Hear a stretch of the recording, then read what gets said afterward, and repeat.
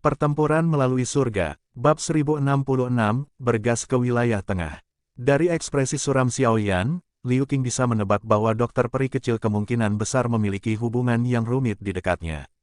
Xiaoyan, apa yang akan kamu lakukan? Kekuatan Ice River Valley tidak kalah dengan Burning Flame Valley. Ada banyak ahli di sana seperti awan. Mereka sangat sulit untuk ditangani. Lin Yan tampaknya juga merasakan niat membunuh di hati Xiaoyan. Ekspresinya menjadi jauh lebih serius saat dia bertanya-tanya. Saya akan melakukan perjalanan ke daerah pilkada. Xin Lan telah bersama dokter peri kecil. Dia mungkin mengetahui beberapa berita. Adapun kalian semua, yang terbaik adalah kalian tetap tinggal di kota Tianhuang. Xiao Yan berpikir sejenak sebelum berbicara. Biarkan aku pergi denganmu. Saya cukup akrab dengan wilayah Pil. Lin Yan buru-buru berkata. Xiao Yan menahannya dan menolak niat baik Lin Yan. Dia tidak mengira badan racun yang menyebabkan kolonisasi besar di wilayah Central Plains. Jika dia ingin membantu dokter peri kecil, permusuhan tidak akan terhindarkan. Tidak akan menguntungkan Lin Yan untuk mengikutinya. Kamu harus menunggu di tempat Liu Qing. Tidak banyak yang bisa kamu bantu sehubungan dengan masalah ini. Xiao Yan menamparkan bahu Lin Yan saat dia menyarankan. Lin Yan mungkin tidak mau, tetapi dia hanya bisa menganggukkan kepalanya setelah beberapa saat ragu-ragu ketika dia melihat ekspresi serius Xiao Yan. Dia juga sadar bahwa dengan kekuatan kelas Dou Huangnya, tidak mungkin dia bisa banyak membantu Xiao Yan. Dia bahkan mungkin akan bersantai. Makanya, dia tidak terus-terusan ngotot. Karena kamu punya rencanamu sendiri, aku tidak akan menghalangi kamu. Aku akan mengirim seseorang untuk memperhatikan wilayah tengah. Jika aku benar-benar mendapatkan berita tentang dokter peri kecil, aku akan mempertimbangkan cara untuk menyampaikannya kepada Anda. Liu Qing merasa sulit untuk menyertakan apapun ketika dia melihat bahwa Xiao Yan sudah mengambil keputusan. Dia mengambil peta dari cincin penyimpanannya dan menyerahkannya kepada Xiao Yan. Ini adalah peta wilayah tengah. Klan Ye ada di kota Ye. Anda dapat pergi ke sana jika Anda ingin menemukan Ye Xinlan. Xiao Yan tidak menolak tawaran ini.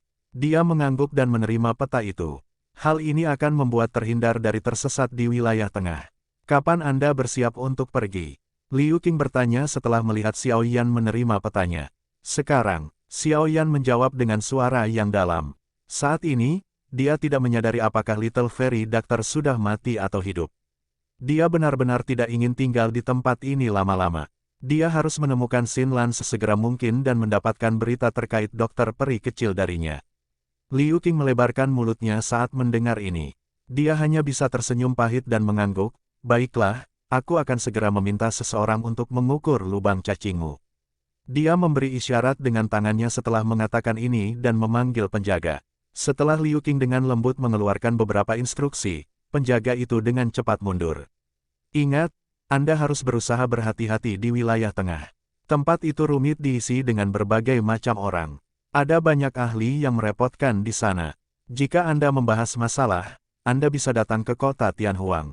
Meskipun klan Liu saya tidak terlalu kuat, kami juga akan berusaha sebaik mungkin untuk melindungi Anda. Liu Qing melihat ke arah penjaga yang telah berlari sebelum menoleh. Dia dengan sungguh-sungguh memberitahu Xiao Yan. Setelah mendengar kata-kata ini, senyuman muncul di wajah suram Xiao Yan. Dia mengangguk sedikit meskipun dia sadar bahwa situasi seperti itu tidak mungkin terjadi. Jika dia benar-benar berakhir dengan masalah yang tidak bisa dia selesaikan, kemungkinan dia hanya akan membawa masalah ke klan Liu menuju ke kota Tianhuang ini. Selain itu, tidak ada gunanya. Lubang cacing perlahan berputar di alun-alun besar di tengah kota Tianhuang. Gelombang demi gelombang riak spasial yang mengejutkan dipancarkan dari dalam. Xiao Yan menerima perahu berwarna perak seukuran telapak tangan dari tangan Liu Qing di depan lubang cacing. Setelah itu, dia menangkupkan tangannya dan berkata sambil tersenyum, setelah saya menyelesaikan masalah ini, saya akan kembali ke kota Tianhuang jika saya punya waktu. Masih ada 5 hari perjalanan dari sini ke wilayah tengah, Liu Qing tersenyum. Setelah itu dia menamparkan bahu Xiao Yan dan berkata, hati-hati, selain itu, jangan mempermalukan Akademi Jianan.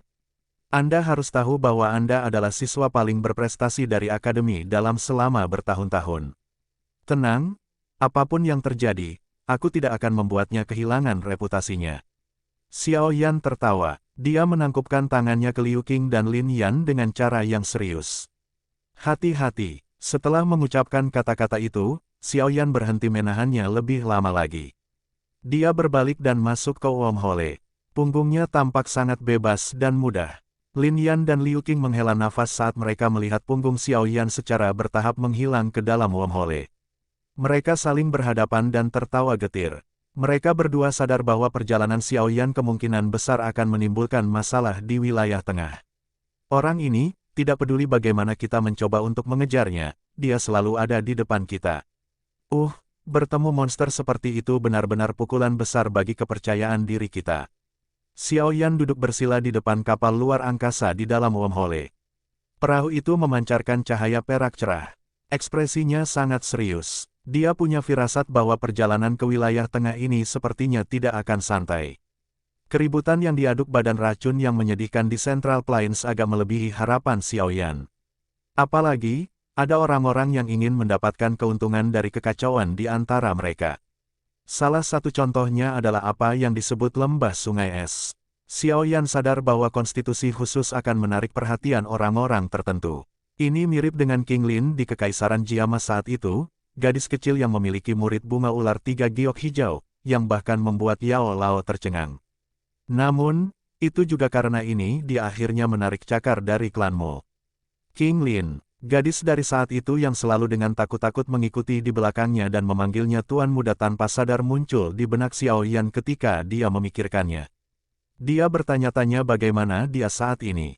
Namun, menurut apa yang dikatakan Yao Lao, tinggal di Sky Serpent Mansion lebih baik daripada di tempat lain untuknya. Sepertinya, setelah bertahun-tahun ini, gadis pemalu dari masa lalu telah menjadi sangat cantik. Namun, aku masih harus menemukan dokter peri kecil sekarang. Xiaoyan perlahan menarik emosinya yang melayang dan menghembuskan napas dalam-dalam. Dia akan menghadapi situasi yang kejam. Lupakan orang-orang yang ingin menangkap dokter peri kecil. Di antara semua faksi yang ingin menghancurkannya sebelum tubuh racun yang menyedihkan meletus, hanya lembah sungai es saja yang membutuhkan perhatian penuh Xiaoyan. Dengan bisa menjadi salah satu dari 3 lembah di samping Burning Flame Valley dan Sound Valley, lembah sungai es kemungkinan besar bahkan lebih kuat dari Wind Lightning Pavilion. Oleh karena itu, jika Xiaoyan tidak cukup mempersiapkan, kemungkinan dia benar-benar akan menemui ajalnya di wilayah tengah ini.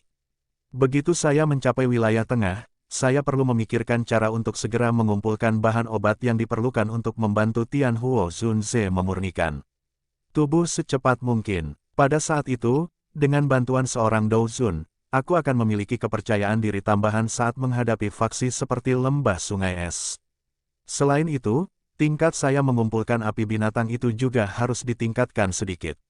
Jika tidak, flame transformasi kehidupan saat ini yang telah saya buat hanya dapat mengizinkan saya untuk menggunakan lotus api pembasmi sekali.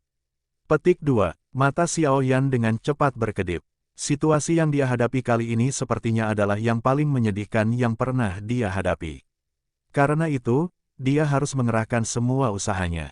Saya juga harus mulai mempraktikkan 2 perubahan tersisa dari Skyfire Tree Mysterious Cheng selama beberapa hari ini. Meskipun saya terdesak waktu, saya beruntung mendapatkan warisan itu. Jika tidak, bahkan jika itu aku, akan sangat sulit untuk mendapatkan penguasaan awal dalam waktu sesingkat itu. Xiaoyan menarik napas dalam-dalam. Ekspresinya berangsur-angsur menjadi dingin dan kaku. Setelah itu, dia menutup matanya. Metode pelatihan misterius sekali lagi muncul di benaknya. Perubahan situasi yang tiba-tiba tak terduga telah menyebabkan Xiaoyan benar-benar merasakan pentingnya kekuatan. Lembah sungai es di depannya seperti makhluk besar yang sulit dilampaui. Dengan kekuatannya saat ini, tidak akan mudah bagi Xiaoyan untuk mengguncang faksi ini. Oleh karena itu, dia perlu melakukan semua yang dia bisa untuk memperkuat kartu truf dan kekuatannya sendiri. Waktu mengalir di dalam wormhole seperti pasir di antara jari-jari seseorang. Selama beberapa hari ini, pikiran Xiaoyan benar-benar tenggelam ke dalam metode pelatihan perubahan misterius 3 misterius. Teknik rahasia ini cukup sulit untuk dipraktekkan. Namun, Xiaoyan sudah mempraktikkannya selama bertahun-tahun dan sudah memahaminya dengan sangat baik. Selain itu, dia juga telah menerima warisan dan pengalaman dari nenek moyang Burning Flame Valley, memungkinkan dia untuk melewati beberapa jalan memutar selama perjalanan pelatihannya. Di bawah kondisi yang sangat baik ini, kemajuan Xiao Yan dalam mempraktikkan Skyfire Tree Mysterious Cheng sangat cepat. 5 hari berlalu dalam sekejap mata di tengah pelatihan semacam ini. Ketika Xiao Yan membuka matanya dan bangun dari pelatihannya, dia secara kebetulan dapat melihat lingkaran berwarna perak di kejauhan. Ada riak spasial padat menyebar darinya. Apakah saya akan mencapai? Tinju Xiao Yan tiba-tiba menegang saat dia melihat lingkaran cahaya berwarna perak. Rasa dingin yang pekat melonjak ke matanya yang hitam pekat. Xiao Yan menahan desahan di dalam hatinya saat dia tiba-tiba berdiri. Cahaya berwarna hijau giok yang mengalir di sekitar tubuhnya perlahan kembali ke tubuhnya. Kapal luar angkasa itu seperti sinar cahaya berwarna perak yang terbang melalui terowongan dengan cara seperti kilat. Dalam beberapa kedipan, itu mendekati tempat lingkaran cahaya itu berada.